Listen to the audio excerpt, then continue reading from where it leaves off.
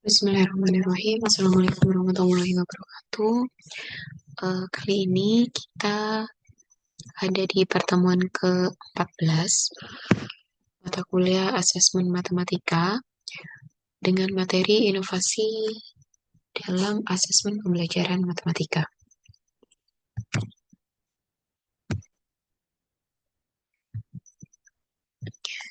Apa sajakah inovasi asesmen dalam pembelajaran matematika? Tujuan pembelajaran kita yaitu pada akhir pembelajaran diharapkan mahasiswa mampu menganalisis inovasi dalam asesmen pembelajaran matematika. Mengapa kita perlu mempelajari inovasi asesmen dalam pembelajaran matematika? Kira-kira kenapa ya kok kita perlu mempelajari inovasi asesmen dalam pembelajaran matematika? Pembahasan kita kali ini yaitu inovasi dalam asesmen pembelajaran matematika.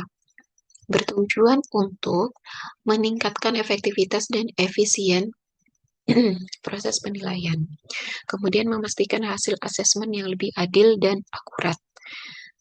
Dan memberikan pengalaman belajar yang lebih personal dan bermakna. Oke, untuk inovasi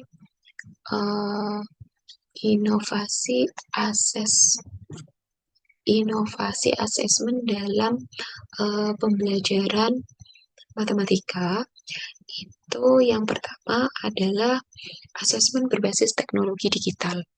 Jadi, asesmen berbasis teknologi digital itu menggunakan platform daring seperti Google Classroom, Moodle, Kahoot, dan Quizzes. Asesmen ini bersifat fleksibilitas waktu dan tepat bagi siswa. Kemudian soalnya juga soal adaptif berdasarkan kemampuan siswa. Contohnya di sini, guru ingin mengukur pemahaman siswa tentang persamaan kuadrat secara efisien tanpa harus mengoreksi soal satu persatu secara manual. Maka pelaksanaannya, guru membuat kuis interaktif menggunakan Google Form atau quizzes yang mencakup soal pilihan ganda, isian singkat, dan soal grafik. Siswa mengakses kuis melalui tautan yang dibagikan, mengerjakannya dalam waktu yang ditentukan, dan mendapatkan umpan balik langsung. Platform adaptif memberikan soal tambahan yang sesuai dengan tingkat kesulitan berdasarkan jawaban siswa sebelumnya. Nah, hasilnya, guru menerima laporan hasil otomatis, termasuk rata-rata nilai, pola kesalahan, dan siswa yang memerlukan bantuan tambahan.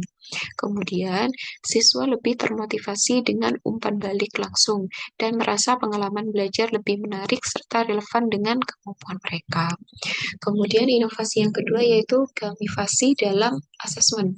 Penerapan elemen permainan seperti poin, level, dan tantangan meningkatkan motivasi siswa dalam belajar matematika.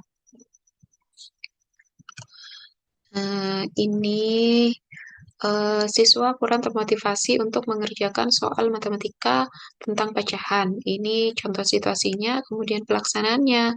Maka guru dapat menggunakan aplikasi Quizzes untuk membuat kuis interaktif bertema petualangan pecahan. Siswa diajak menyesuaikan misi dengan menjawab soal-soal pecahan dalam format pilihan ganda, isian singkat, dan menjodohkan. Kemudian elemen permainan seperti papan peringkat, poin, dan penghargaan virtual diberikan untuk jawaban yang cepat dan benar. Kemudian inovasi yang ketiga yaitu asesmen autentik, menempatkan siswa dalam situasi nyata, kemudian membantu siswa memahami relevansi matematika dalam kehidupan. Contoh situasinya yaitu siswa mempelajari konsep geometri, termasuk luas dan keliling bangun datar. Guru ingin mengukur kemampuan siswa menerapkan konsep ini dalam kehidupan nyata. Maka pelaksanaannya adalah tugasnya siswa diminta untuk merancang denah sebuah taman bermain berbentuk kombinasi bangun datar, yaitu persegi, lingkaran, dan segitiga. Instruksi siswa menghitung luas total tanam. Siswa menghitung luas total taman, panjang pagar yang dibutuhkan, serta memperkirakan biaya pembangunan berdasarkan harga material. Oke, untuk medianya, siswa menggunakan kertas grafik untuk menggambar dana atau aplikasi desain seperti GeoGebra. Kemudian siswa juga mempresentasikan hasil rancangan mereka di depan kelas, termasuk menjelaskan perhitungan dan keputusan yang diambil. Hasilnya, siswa memahami cara mengaplikasikan konsep geometri dalam konteks kehidupan nyata. Kemudian siswa melatih kemampuan berpikir kritis, pemecahan masalah, dan komunikasi. Selanjutnya, siswa melihat bagaimana matematika dapat digunakan dalam perencanaan dan pengambilan keputusan praktis.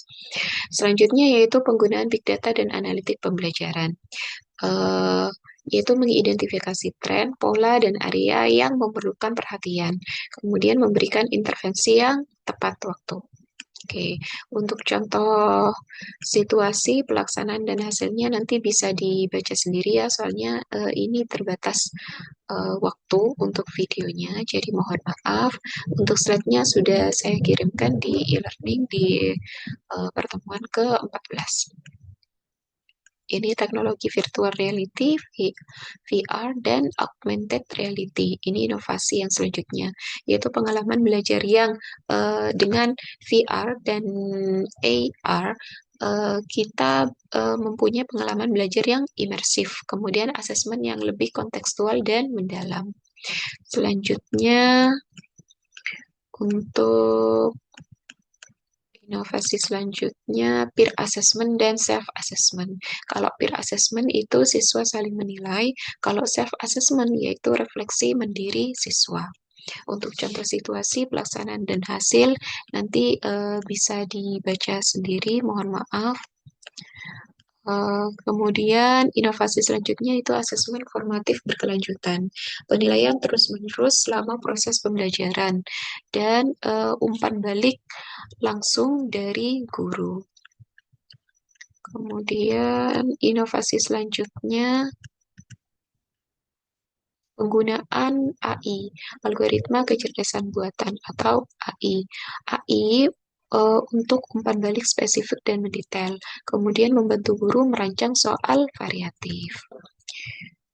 Oke, kemudian aktivitas mahasiswa pada pertemuan kali ini sama, yaitu membentuk kelompok. Satu kelas dibentuk kelompok menjadi 3 kelompok. Setiap kelompok itu akan berdiskusi dengan kelompoknya sendiri untuk menyelesaikan studi kasus dan tugas yang diberikan. Hasil diskusinya dikumpulkan di e-learning dan dipresentasikan pada pertemuan ke-14. Ini studi kasus 1 untuk kelompok 1, situasinya dan tugasnya. Kemudian ini studi kasus untuk kelompok 2, situasi dan tugasnya. Kemudian ini yang studi kasus untuk kelompok 3, situasi dan tugasnya. Nanti filenya sudah bisa di-download di e-learning di pertemuan ke-14.